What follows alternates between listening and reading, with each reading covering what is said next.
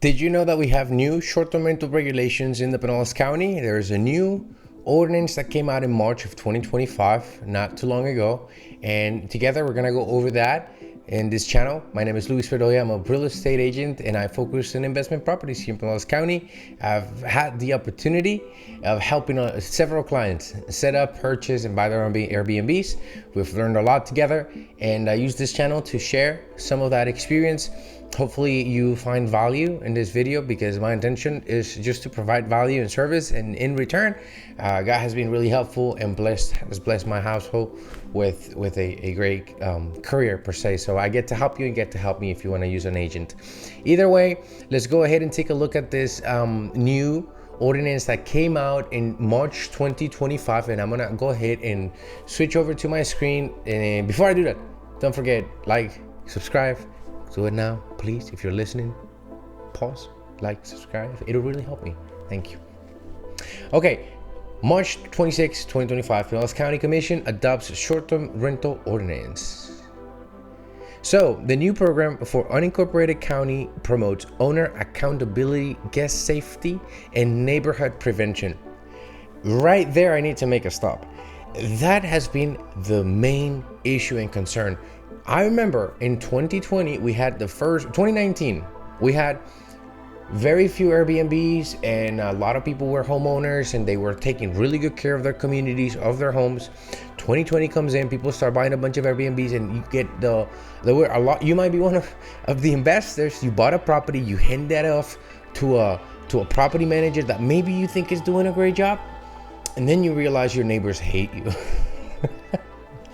The reason why is because they were not doing a really good job at maintaining guest neighborhood preservation. Some guests were getting involved in very unsafe behavior, and it basically showed the lack of owner accountability, because also as an owner, it's your responsibility. And a lot of owners would simply say things like, well, I hired a property manager and they're supposed to do that and worry about that. And even though that's right, at the end of the day, the house is in your name, right? The mortgage is in your name. So believe me, I might need to make a video just about property manager stories and horror stories that we've gone through.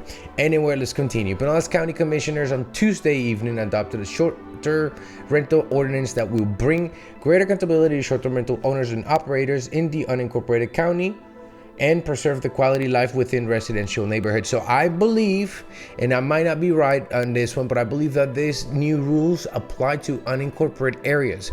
That means unincorporated Largo, unincorporated Seminole, unincorporated St. Petersburg. There's a lot of unincorporated areas. I believe Palm Harbor is also all unincorporated. So these areas are subject to these new regulations. So the ordinance was modified after an initial public hearing on February to include stronger protections sought by the community on maximum occupancy. Listen to this. Maximum occupancy, quiet hours, and sexual predator notice requirement per Florida statutes. I mean, you can kind of know where this is going. It applies to properties rented for fewer than 30 days, obviously short terms at a time, and more than 3 years per time. So for those in St. Pete, you can do 3 short terms a year or less. So you're not qualified as short term, but you could do 3 minimum short reservation of 1 or 2 days or less than 30. Owner operators will be required to apply for and receive a certificate of use and follow safety, parking, and noise regulations. So basically they just regulated now. It's all regulated. You got to get your certification on a yearly basis. It'll cost you some money, and honestly, it's the same with real estate. If you didn't have people the need to get a license, everybody, even though it's already like that, everybody seems to have a license, but everybody will be an agent, and you wouldn't be able to have a high level of service because there's that lack of barrier. So now I believe that this is going to upgrade the quality of a lot of Airbnbs. The updated short-term rental ordinance addresses residents' concerns by bringing greater accountability with the requirement of a certificate of use, compliance with the minimum life safety standards, providing for increased code enforcement staff, and a mechanism for data collection allowing for evaluation of future updates. Wow, said Pinellas County Commissioner Chair Brian Scott.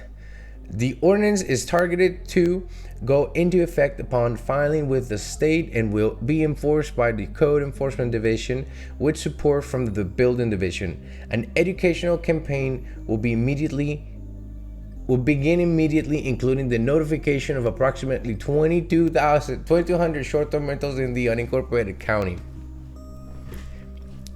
Let me stop there. By the way, if you have questions, if you have any idea of what other videos, if you like this information, please let me know. I'll continue making videos like this. Another thing is, hablo español. Voy a hacer videos en español. Me puedes llamar si tienes preguntas. So if you hear that I'm reading things a little bit weird or my mouth is kind of struggling, it's because I have a language situation, but I hope you can be patient and understand. Also, 2,200 short-term rentals, man. I love hearing that because I remember 2019, 500. 2020, 800, 2021, 1,500, and it was just exponentially. So 2022 and 2023, we grew. I believe we're roughly about 5,000. Here's the thing, that when they talk about unincorporated areas, most of these Airbnbs are single family homes. And that's a lot of Airbnbs that are single family homes, 2,200. Okay, this is probably not including, there's no unincorporated Indian Rocks Beach, unincorporated Bedoya Beach. Those cities are incorporated. So those townhomes, condos are not gonna get that notification. So when they talk about 2,200, they mean single family homes, folks. I mean, listen, the average Airbnb is between 300, 400K, some of them go 500, 600, $700,000. How much money is that has been brought to the community from real estate investors that have decided to put money in this community? And there's a big reason why. Even though those prices seem to be averaging out and coming down and lowering up a little bit, it's part of the slow trend that we've been having. And forgive me if I'm getting a little sidetracked here, but it reminds me of my conversation with with my accountant, where he tells me like, Luis, we haven't had this officialized recession thing that we got going on with the economy, but everything kind of slowed down after June 2024, especially in real estate. And when real estate slows down, guess what happens? Everything else slows down. That's one thing I've noticed about this business. The window people, the roofers, the flooring, the painters, the plumbers, the electricians, the landscaper, the insurance people. I mean, it's just such a huge array of services that they just no longer have the same amount of clients, and it just makes a huge impact in our economy. So the key requirements, let's go ahead and jump on those so that we don't make this video too long. We got 8 minutes so far, 9 minutes. Key requirements: certificate of use required for all short-term rentals is in unincorporated areas, Pinellas County. Like I said, short-term rental owners can begin applying for their certificate use starting March 31st and apply by either May 31st, June 30th, or July 31st. So, there's a few months left. Depending on the zip code of the rental property, owners should visit Pinellas County STR for details. That's crazy. Maximum occupancy: 2 guests per bedrooms plus. Come on. I mean, obviously there's children and stuff. Like if you have 4 kids, you can't put 4 kids. See that's, am I saying something wrong? Am I going against the regulations if I say that in my mind it seems totally fine to have a big room with 4 children? But is that bad? Remember, I was born and raised in Colombia, so to me, certain things are gonna be very abnormal. Plus 2 additional guests in the common areas, that's normal, with a maximum of 10 occupants. Guests of all ages are included in the occupancy, so they cut it down from 12 to 10. They took away 2 occupants. Or maybe I'm wrong, maybe that's not been the case. And again, keep in mind that if you're in Largo Incorporated, it's different. If you're in I think Pinellas Park Incorporated also, or Kenneth City, they have incorporated areas and they have their own regulations, or they just don't have any, like Kenneth City, they just don't have any. Okay, so that's crazy. Forgive me, I've said that a lot. Parking: one of off-street parking space per guest for 3 guests. round it up to the next whole number. So yeah, if you get I don't get that. Parking on the front laws does not count towards the minimum required spaces per number of occupants. So you gotta get your driveway expanded, because you're not be able to park in the lawn anymore. Noise hours start at 10 p.m. and they end at 9 a.m. I'm breaking these already because I'm up at 5 or 6 and I play music at that moment, but I'm not extremely loud. But I just believe that people sort of begin their lives a little bit earlier than 9 a.m. They're kind of getting very strict. Obviously, people are on vacation, so we don't expect people on vacation to be waking up a little earlier. And again, this is happening because of the parties. This is happening because of the parties. It's not happening because we had too many good families, making everybody happy, right? So inspections. A safety inspection is required before a certificate of use is issued, with reinspection every 2 years. Man, let me tell you about this. Like, one thing that I've had happen is that during these inspections, I've had one inspector go, "Oh, so I noticed you have an updated kitchen. You have permits for that? And how about permits for your bathrooms and, all the stuff that you've done?" And this was a house that was purchased like that. The homeowner bought it and they signed off on the fact that there were no permits. So the short-term rental inspector came in and not sure how they connected 2 and 2 together. So they put a lien, a mechanical lien on the house based on that. So you want to be careful. There's really not much you can do other than, if you have issues with permits, call me, let me know, or reach out to a general contractor. Renewal. Rental operators must renew a certificate annually. Fees, $450, split into 2 payments. Initial inspection. Oh, and you have to pay for the inspection too. And then the renewal for $50. Re-inspection every 2 years. Wow. So every 2 years, $100. Annual renewal $450. So every year is $450 plus $50 of the inspection, like $500. And then the initial inspection it's a little bit more expensive. Okay. Again, this is not. I mean, if $500 is an issue, you shouldn't be. Right, you shouldn't be working with Airbnbs and investment properties.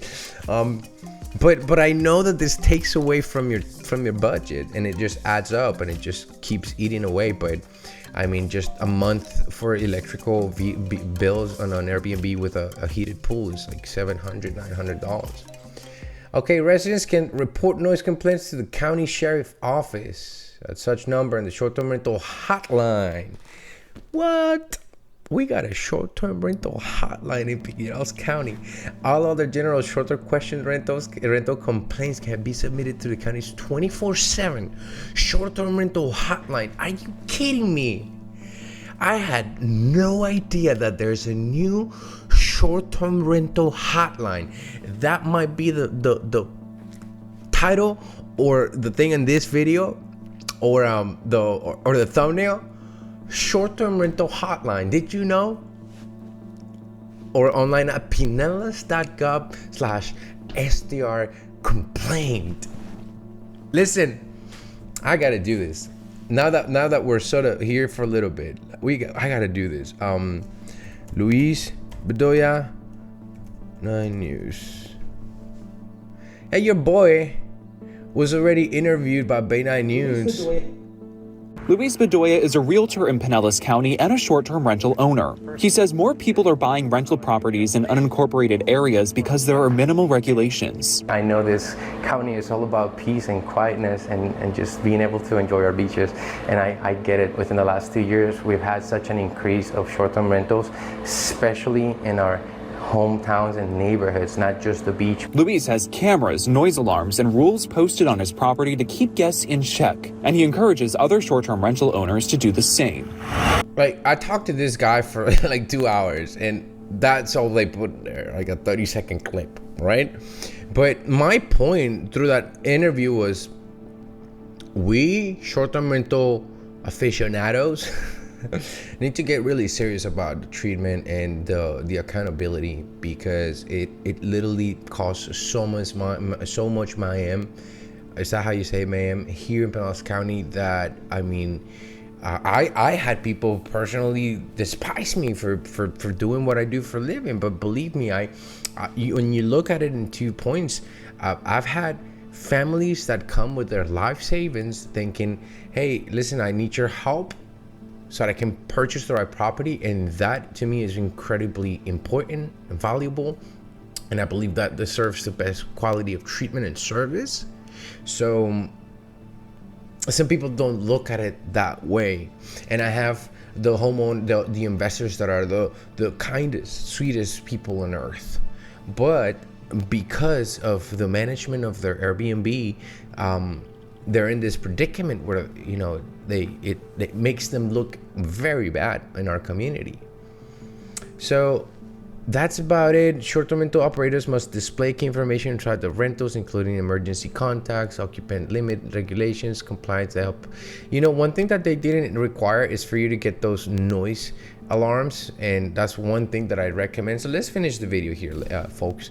One thing I would recommend is, like you saw in my video, we had cameras in our Airbnb. There were also noise alarm systems that were installed so that when there was party going on, it would notify us and we could immediately let them know. And one other thing that I have to say is sometimes you really have to be very quick and just evict the people that shouldn't be. You need to move really fast. Some people, I've seen these two situations where some investors are a little bit more patient with bad guests, and that causes even more damage in the community. And I've seen communities that they really appreciate and respect certain investors because they were very stern and quick to act. So you do have to have some sort of a severity so that your guests are in acknowledgement. One of my clients, they have like a $3,500 fee if they make a disruption in their neighborhood. Like, we love our neighbors, you're not gonna come here and do this.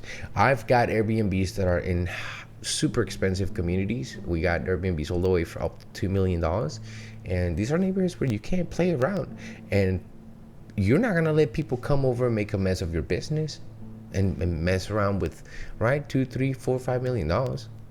So that being said, I appreciate you watching. I hope you like this video. Like and subscribe. Let me know if you have questions, comments below, and I will see you in the next video. Bye-bye.